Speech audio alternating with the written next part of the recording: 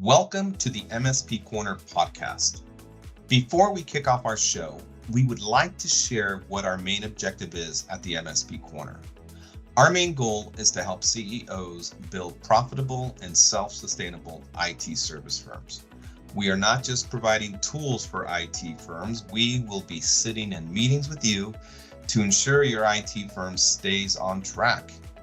The first area we are focused on, strategic sales. IT firms are stuck selling technology or IT support. We will provide you with the blueprint so you position your firm as an added value to your prospects. We will have framework on how to sell value so you influence the prospect into selecting your firm. The second area we see many IT firms struggle in is marketing. 90+% of businesses rely on antiquated marketing methods. The most popular choice, word of mouth. We have proven methods on how to attract the ideal prospect. Our framework will include how to become the online authority and be the business influencer for an industry. The third component to our package, scaling. IT firms walk away from opportunities because they lack the bandwidth or skill set to scale. We have lined up reputable businesses so our members can hire on-demand resources that will allow them to scale their business. The fourth area we will offer help in, selecting the right tools. In order to deliver value, you need the right tech stack. Our platform will offer information on products that are the ideal choice for MSPs. The fifth area we will offer help in is with documentation. Templates are a critical component when building an MSP. We will have contracts, proposals, SOWs, collateral, and much more in the template section. You will have every document you need to start up your managed IT service business. Thank you for tuning in. Let's go to our next podcast.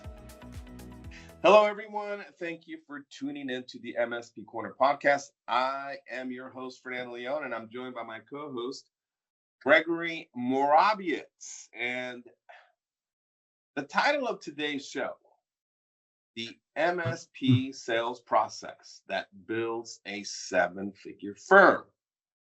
Seven-figure VAR, seven-figure IT service firm, seven-figure MSP, MSSP, it don't matter. You need a sales process regardless of your business model. So before I start, we always have an agenda, and we're going to discuss 9 topics today, 8 or 9 topics. But anyways, like always, we have an introduction. And here are the topics we're going to be discussing today. The real reason MSPs struggle to grow. Why is that? Why value selling transforms the MSP business model. Discovery, the most misused part of the sales process. Assessments, turning risks into a clear story. Proposals, selling outcomes, not labor hours. You got the follow-up, the momentum builder most MSPs ignore. And then closing, confidence converts more than discounts. Then a quick plug on the MSP Corner, and I have my final closing thoughts. But so let's dive in, and let's get into this topic that separates many MSPs, right? Who some of you may be able to relate. You've maxed out, and then you have those breaking into the 6 and 7-figure levels. Now, a real structured sales process, it needs to be in place. There's just no way there's just no winging it when you get to this level. So we're going to unpack several topics such as discovery, the assessment, the proposals, the follow-up, and the CEO mindset that turns value into revenue. And let me close my door here because I have some guests walking on by and that. But Gregory is our in-house guest, weekly guest, He's at an MSSP, and he's going to share his perspective from his side of the business. But before we jump in, I want to make something abundantly and crystal clear. None of this works without marketing. Too many MSPs are trying to fix sales when the truth is they don't have a sales problem. They have a visibility problem. If your brand isn't showing up consistently in search engines or in conversations, if prospects don't know who you are, if your messaging doesn't speak directly to the problems CEOs care about, your sales process never even gets a chance to work. Marketing is what fills the pipeline. That's the bottom line. And I know many of you hate it. I hated it for a very long time. But marketing is what generates demand. Marketing is what positions you as the mature, credible partner before you even get on a call. Sales is the engine, but marketing is the spark that starts it. So keep that in mind. You cannot. There. I was listening to a video the other day, and they were saying how they were just differentiating business people, uh, just the three different levels. The levels of people. There's business people that are focused on their website, their collateral, their marketing material, and then you have people that are focused on their sales pitch, their elevator pitch, their sales process. And then they said, then you have the smartest of the business people, and they're only focused on one thing. What one thing do you think that is, Greg? Business performance? I don't know. You can't have business performance without this one thing. Starts with an L. I don't know. Leads. Leads, okay. Leads. A business will not thrive without leads. Right? Yeah, leads are great in the beginning because, well, many of you start a business because you've got great word of mouth. But word of mouth is not a strategy. Word of mouth is I hope my business partners and contacts think of me when an opportunity comes up, right? So that is not a good strategy. So what they're saying about the smart business people is that the only thing they're focused on is leads. How are they going to get more leads? So that's the way everybody should think, because you can learn how to sell. You're going to probably fail the first 10, 20 leads. You'll lose your leads because you're not great at sales. But as you practice, as you prepare, as you read books, or you go to seminars, or you listen to other salespeople, mentors, you start to get better. Because if if you don't have anybody, let's say you're a great sales guy and there's no leads coming in, who are you going to sell to? That one referral that you get every 6 months, big deal. You're going to get rusty if you're not selling, if you're not consistently selling. So let's talk about the real reason MSPs struggle to grow, because most MSP CEOs tell me their biggest challenge is sales.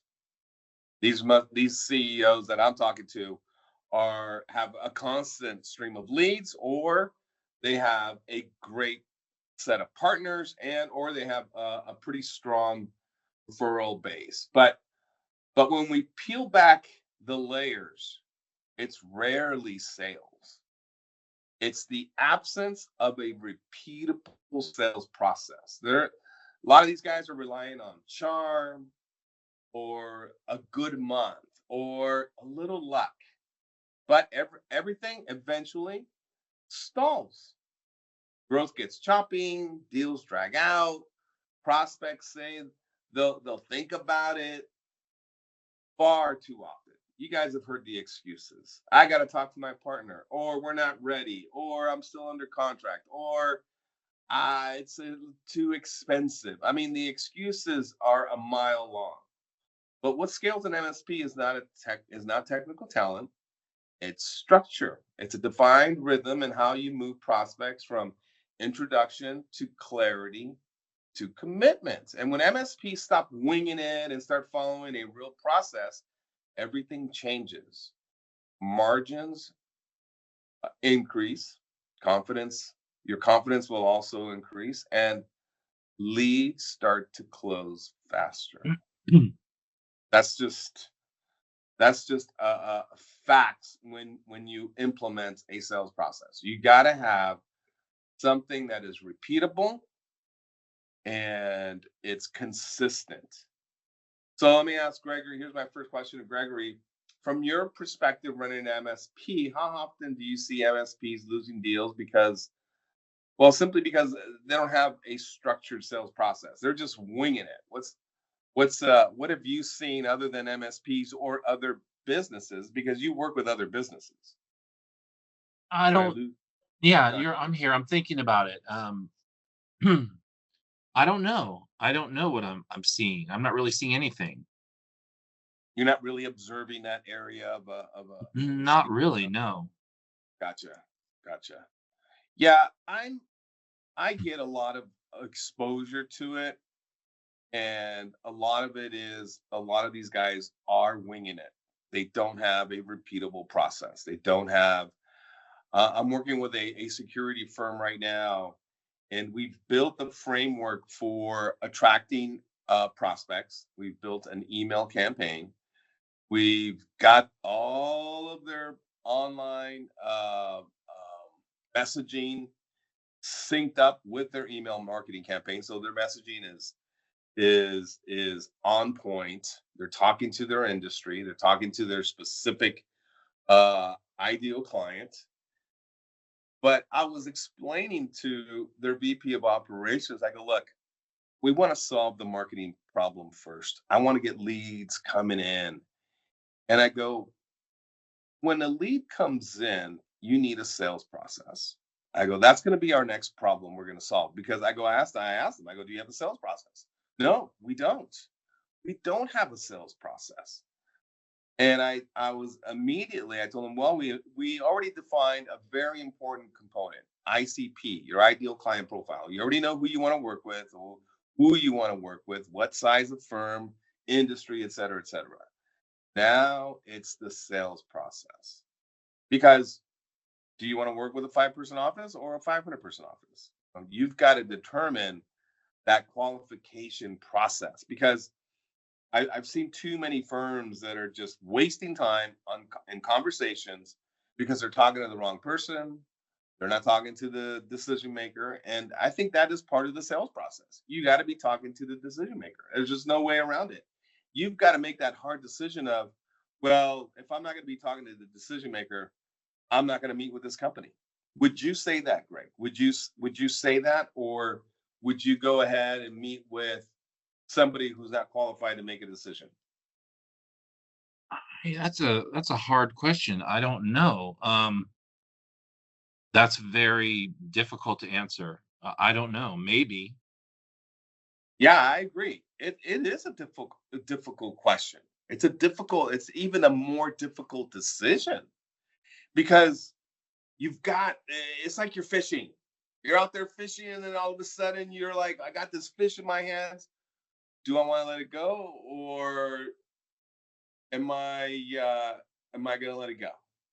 That's how I feel. A lot of people, I think that's how a lot of people feel. Do I want to let it go, even though this fish may taste horrible, or do I take a chance?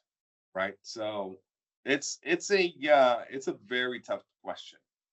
But let's move on to the next topic, or we'll never end there. It'll never end. It's a never ending topic, because let's talk about why value selling can transform the MSP business model. Because value selling is the backbone of an MSP. When a CEO buys from your IT service firm, your MSP, or your VAR, They aren't buying monitoring, patching, ticketing, or tech support, right? They're buying stability, efficiency, productivity, and a reduction in risk. Yet, but most MSPs still lead with features instead of outcomes. Outcomes is something that I highlight in every conversation. What are you looking for?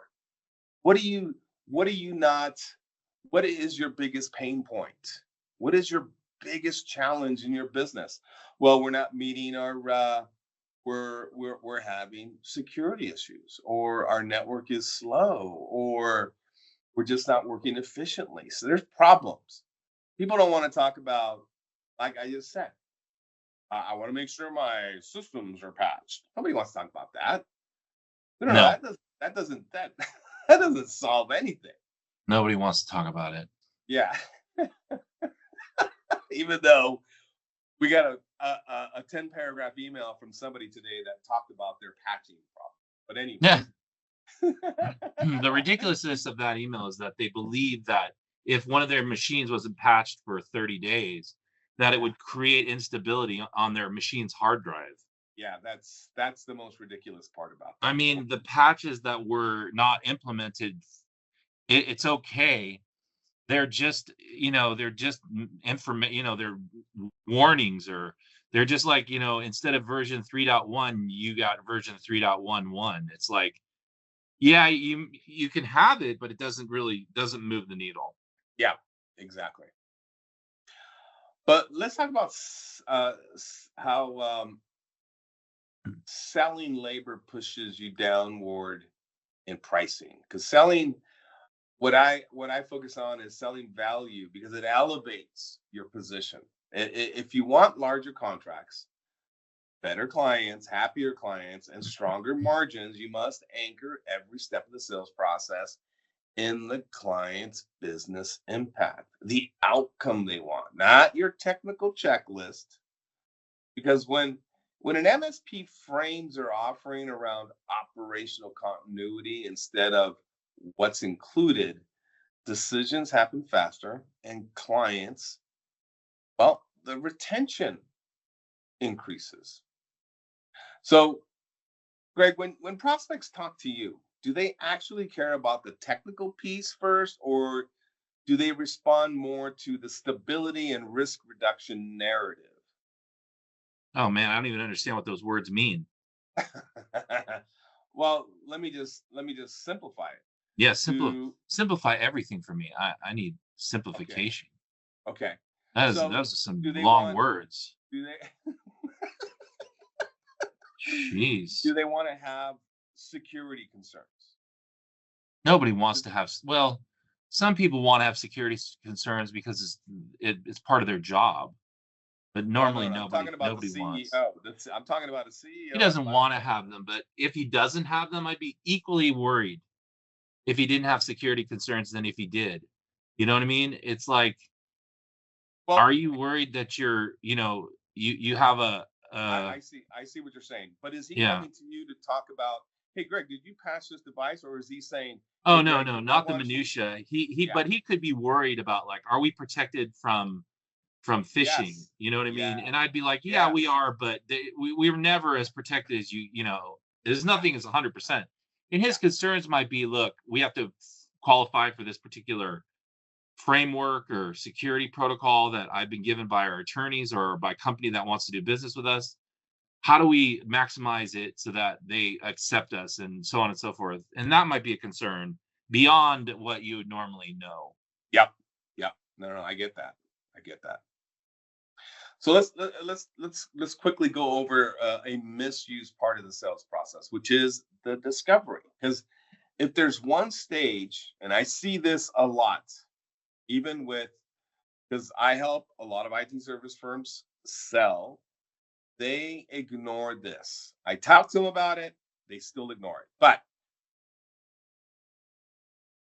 discovery, how can I put it, is not about counting endpoints or asking what the client's MSP asking what the client's MSP isn't doing. Discovery is where you reveal how operational, financial, and productivity gaps impact the business. And when MSPs ask deeper questions around downtime, costs, lost productivity, delays in onboarding, or even compliance pressure, they position themselves as a strategic partner, not just another technical vendor. You want to rip off that technical vendor label, because you become a commodity when you have that label on you. That because that shift is everything. When you have that different approach, that shift changes everything. Discovery should expose the true consequences of their challenges. And Gregory just mentioned that with this biotech concern, this biotech firm's concern. If they are not, if they don't have, let's just say they don't have phishing awareness training in place, they will not pass a security audit or FDA regulations, or maybe it's HIPAA compliance. Who knows? But if the client doesn't clearly see the business impact, they won't feel there's any urgency, and moving forward, it just becomes a bigger challenge. So keep in mind that the discovery is so critical. It's just critical. Now let's talk about assessments, turning risk into a clear story. Because a powerful assessment doesn't overwhelm the client with data. It makes risk visible, it simplifies complexity, and you want a CEO to look at your report and instantly understand what's at stake. And that means using simple visuals. These reports also have risk scores, stability ratings. You've got indicators that are colored in red, yellow, and green, and a clear business impact summary. And you can get these type of reports from tools like I think it's Rapid Fire. Greg, how familiar are you with Rapid Fire? I am very familiar. Okay. Well, the narrative itself is what triggers decisions, right? You spin this in a way that has, if they don't address these concerns, these gaps, it's going to have it's going to have a negative impact on their business. So that's what triggers decisions. That assessment shouldn't feel like a technical audit. It should feel like showing the client what we would call an IT roadmap, where they currently stand today and where vulnerabilities lie, and the path towards filling those gaps and reducing the risk. All right, let's talk about proposals, because selling outcomes, not hours, T&M, because most proposals fail because they read like a grocery list of services. Clients don't care that you offer monitoring, patching, or unlimited tickets. They care about what those services produce. And a strong proposal reinforces those type of outcomes, the important outcomes. You've got stability, productivity, uptime, risk reduction. Keep the focus. Your proposal should be focused on how your partnership strengthens their operations and protects their business, their assets, their intellectual property. This is where you reinforce the roadmap, showing the first 90 days, onboarding expectations, and strategic milestones will build confidence, and it will eliminate any type of uncertainty. All right, next up is the follow-up. This is part of the process, right? You got that sales process, and the momentum builder for most MSPs is the follow-up. People forget to follow up. Follow-up is where the deals are lost. They send the proposal, and guess what? You guys disappear. Why? Because you're too busy being a tech. You're not being a business person, or you don't have a salesperson to follow up with the prospect. You don't have a CRM. You're not mature enough because you don't have the CRM in place to remind your salesperson. And don't think that prospects are just dying to get back to you. They're busy. Their urgency fades. They forget about things like this because they are more involved with their business, the day-to-day operations. Their attention is focused in other areas. So that follow-up isn't about chasing, it's about you being the leader of your firm. It recaps it's your job to keep the momentum alive. And that follow-up is what does it. And it's don't feel like you're being a pest or you're being aggressive or you're being you feel like you're a car salesman. So what? Who cares? Who cares what they think? Your job is to close the business. Follow-ups show professionalism. They show consistency. And it shows that you're a serious individual. You're there to solve their problems. They have a problem, you're there to solve it. And prospects, they'll feel that. I don't know how many times I hear people say, thank you for following up. Not every time, but many people say, thank you for bringing this back up.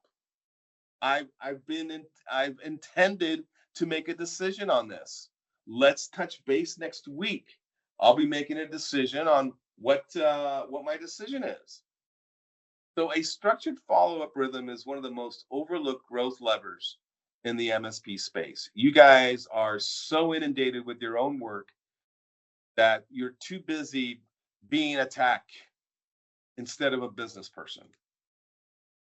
Now, the last topic I want to touch on is the closing, right? Because this is it's hard for many of you. Easy for me.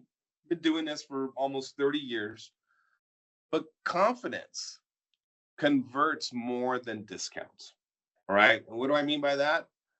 Well, closing is not persuasion, it's clarity, right? You're providing your prospects with a clear plan as to how you're going to solve their problems. When discovery is strong, you've got an assessment that is extremely clear. The proposal is outcome focused, and you got to obviously have a follow-up and be consistent about it. Closing becomes a natural next step because you've clearly outlined a great strategy. Now, the biggest mistakes MSPs make is apologizing for their price. Never apologize. I don't know how, I can't remember the last time I said sorry to anybody for anything. I don't say sorry. I don't like saying sorry. I don't like it when my daughter or my wife say sorry to me. I go, stop saying sorry. Stop apologizing. There's no reason for apologizing. Well, it doesn't solve anything. Yeah, exactly. Sorry doesn't solve a problem. We want to get to the bottom of why the issue was made. Exactly. We don't want to just hear platitudes. Those don't do anything. Exactly. Because when you've proven value at every step, there's nothing to apologize for. Your pricing is a reflection of your belief in your impact, your value, your experience, your confidence. Confidence closers convert more deals at higher margins with stronger client with clients that where it's a strong fit. So, Greg, when you look at MSP leaders who close well, what stands out to you about their confidence, their pricing clarity, or their communication style at the finish line? Because you read a lot of books. What have you read? You read anything lately on closing? Closing. No. I mean, you and I have a philosophy of closing being we don't even ask them to close. We just let them think about it on their own and come up with it on their own. Like we just tell them information like these cookies taste great. These cookies were made by my mom. These cookies are delicious. These cookies are the best you'll ever eat. And that's it. We just don't ask them, do you want to buy these cookies? What would you pay for, what price do you need a price sheet? We don't even say that anymore, at least me. I find that after sitting through hundreds and hundreds of sales sessions that I've had with my board game, that I don't ask people to buy the game. I don't even do that anymore. I learned early on that doesn't work. Yep. I play it with them. I hope they have fun, and then I say, "Thank you, have a great day, see you later." And sometimes people come back to my table and buy it, and sometimes they don't. But I don't ever definitely when I ask them to buy it, they don't want to. Yeah, I'm a very aggressive individual when it comes to the close, because I'm I've taken a very different approach when it comes to presenting. They're like, "Hey, Fernando, send us a proposal." Oh no, I don't send a proposal anymore. I go, "Hey, we're gonna meet in person, or we're gonna have a Teams call, and then I'm gonna go through the proposal. It's 4 pages long. It's gonna illustrate your challenges, how we're gonna solve those challenges, the pricing, and the onboarding. It's real simple. It's very straightforward.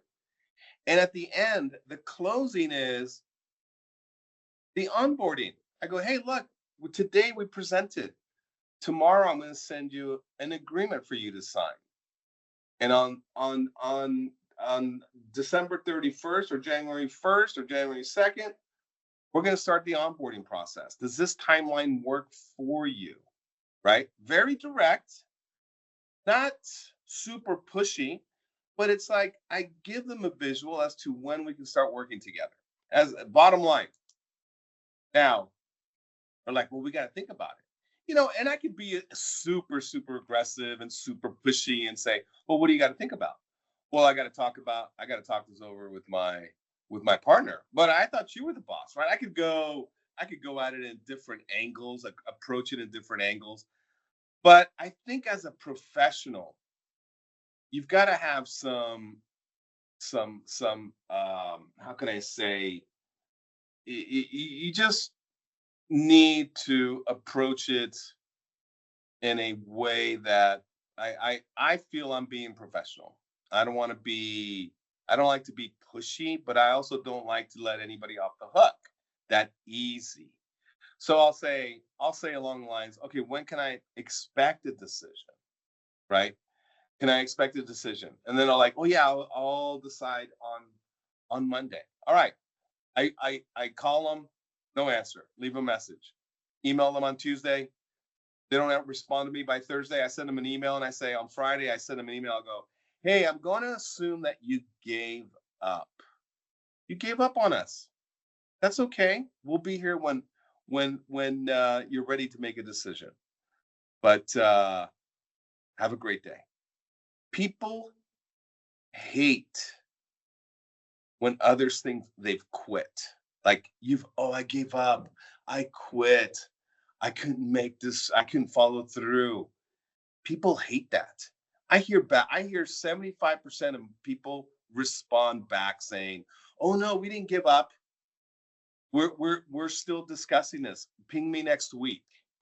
Or they'll say, "Yeah, we're going to stick with our current group." Great. Hey, good luck. I'll touch base with you in 6 months. Thank you for letting me know. I will follow up with you to make sure you're still happy. Close it out. At least you have a decision. All right, let me wrap it up with a short plug on the MSP Corner. Obviously, Gregory and we're on a mission, and I'm like so focused right now on finishing up our packet because we've got some great information coming in this packet. It's going to help a lot of you with frameworks that solve the marketing and selling challenges. Plus, we've got dozens of resources to help you with picking the right tech stack, outbound campaigns, SEO, PPC, and much, much more. So my closing thoughts are this. Today's conversation shows that, sales isn't about charm or charisma or your personality. It's about structure, clarity, and the value you have to offer. MSPs that follow a real process will grow faster, close bigger deals, and build stronger client relationships. So if you're ready to strengthen your sales foundation and build a business with predictable revenue, Join our mentoring group and let's elevate the entire MSP industry together. All right, thanks for listening. And don't forget to sign up to be a member on the MSP Corner website. Please share our link with the CEO who will find our information beneficial to their business. Have a great day. Thank you for listening, and don't forget to sign up to be a member on www.mspcorner.com. Please share our link with the CEO who will find our information beneficial to their business. Have an awesome day.